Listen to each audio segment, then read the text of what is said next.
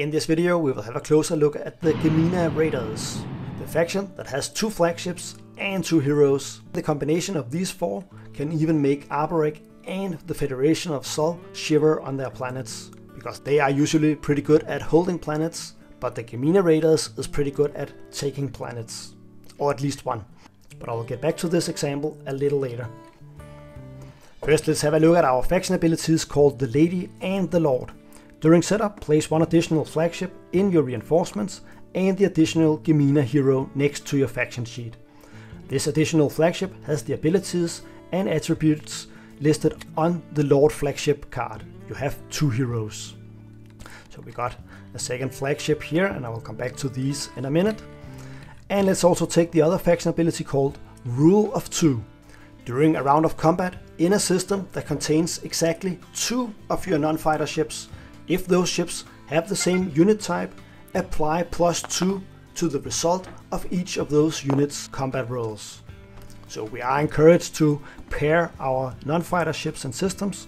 But first let's have a look at our starting units, and we have 2 carriers, 3 infantry, 3 fighters, 1 destroyer, and not 1 but 2 space docks.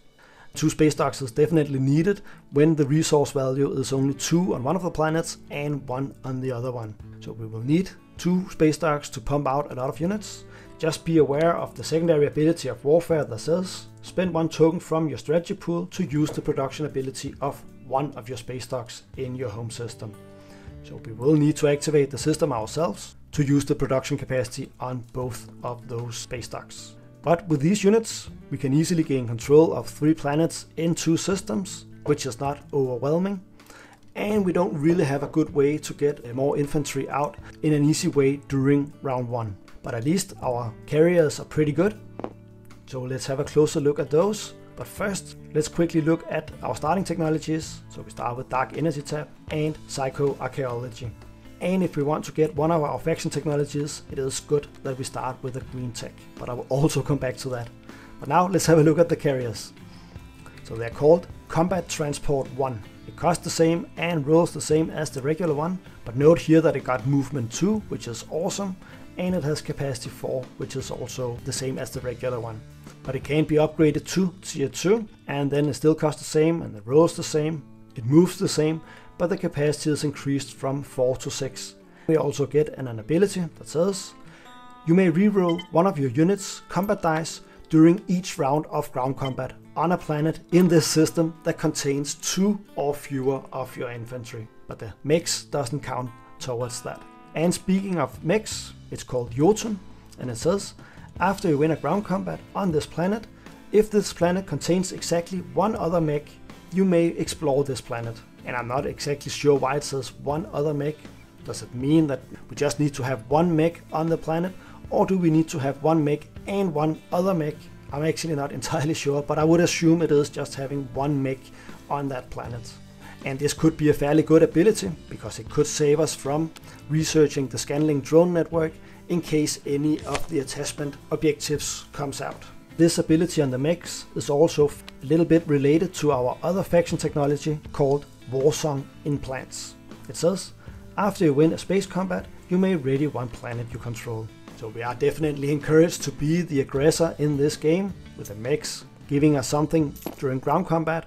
And if we get this faction technology, then we also gain a pretty good thing when we win a space combat. But to be honest, I'm not sure either of these faction technologies are worth getting. With the carrier here, yes, we get this ability and an increased capacity, but really movement 2 is the big thing here. So I don't really see this ability being strong enough to actually upgrade it to tier 2. And the same goes with the Warsong Implants here, because it requires 3 green technologies. We start with 1, but that means we have to research 2 additional green technologies and the Warsong Implants as well. And that means that we will get this technology far into the game. So I'm not sure that even though we can ready planets, that we will ever gain enough resources to give us a return on investment that is big enough. But as mentioned, we are encouraged to be the aggressor in this game, and the agent emphasizes that. It's called Skarvald and Torvar.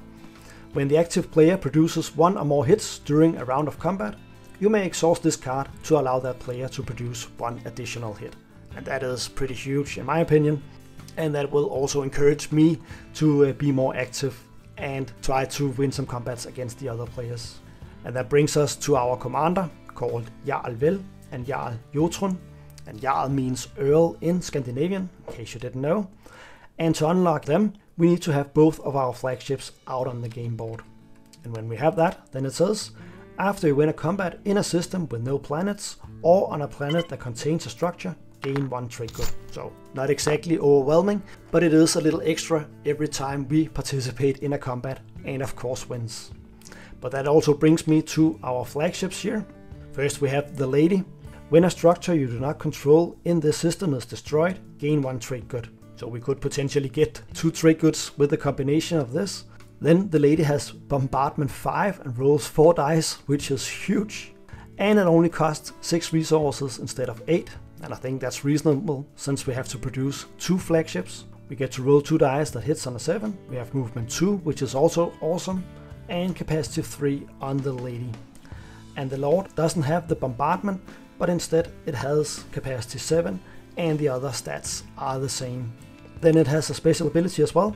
After a player explores a planet in this system, place 1 infantry from the reinforcements on that planet. So there's a good synergy here with the Lord and our mechs here. We could potentially win a ground combat with 1 mech, and then we can explore the planet, and then we get to reinforce our defense on that planet with our flagship. Now we are almost ready to go back to the example here, but let's just get the promissory note first. It's called Raid Leaders. After you activate a system, choose 1 non-fighter ship you control. During this action, that unit gains Bombardment 5 times 2 and a capacity value of 2. Return this card to the Ghemina player at the end of this action. So we basically get a Lysex Super Dreadnought 2, more or less, at least with the bombardment and capacity 2. And I think this is an easy sell, especially if you can upgrade a destroyer to get these stats. And now let's have a look at this example up here. So we have Albeck, who have produced a lot of ground forces on Simlaw, and Sol, who also got some spec ops down there.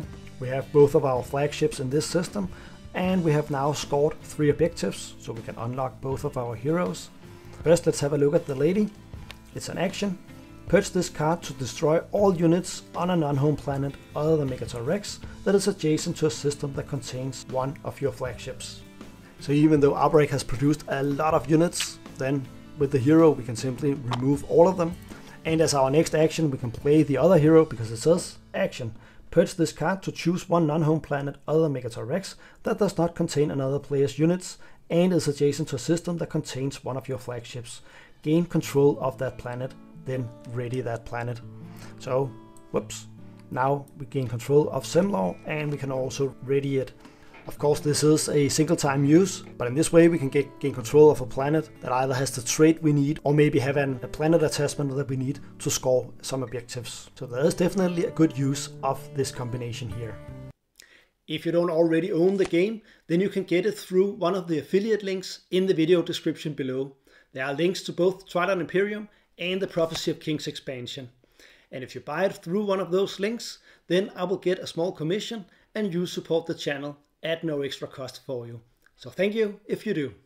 And feel free to share your experience with the Ghemina Raiders in the comments below. Thank you for watching, and I hope I'll see you in the next one.